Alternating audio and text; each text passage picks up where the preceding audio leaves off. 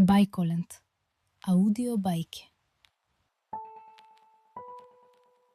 Зајакот и ежот. Еден убав неделен ден, таткото еж одеше кон својата градина. Таму ежот го сретна зајакот. Зајакот беше многу горд и често се фалеше дека е најбрз. Кога го виде ежот, почна да му се подсмева. Хаха, со тие кратки нозе, никогаш нема да бидеш брз како мене.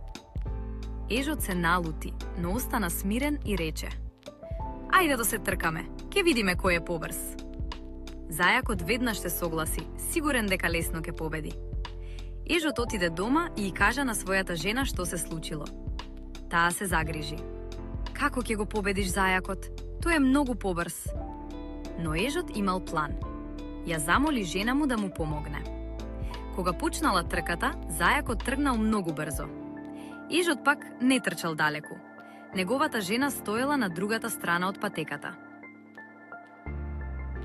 Кога зајакот стигнал до крајот, жената на ежот викнала: Еве ме, јас веќе стигнав. Зајакот се изненадил и решил повторно да се трка. Но секој пат кога ќе стигнал до крајот, таму го чекал ежот. Така трчал многу пати, се додека не се изморил целосно и не паднал. На крајот, ежот и неговата жена победиле. Зајакот сватил дека не треба да се фали и да ги потценува другите. Поука: не се фали и не ги потценувај другите. Секој има свои способности. Ако ти се допадна бајката, притисни лайк, шер и сабскрајб. Се гледаме во следната бајка.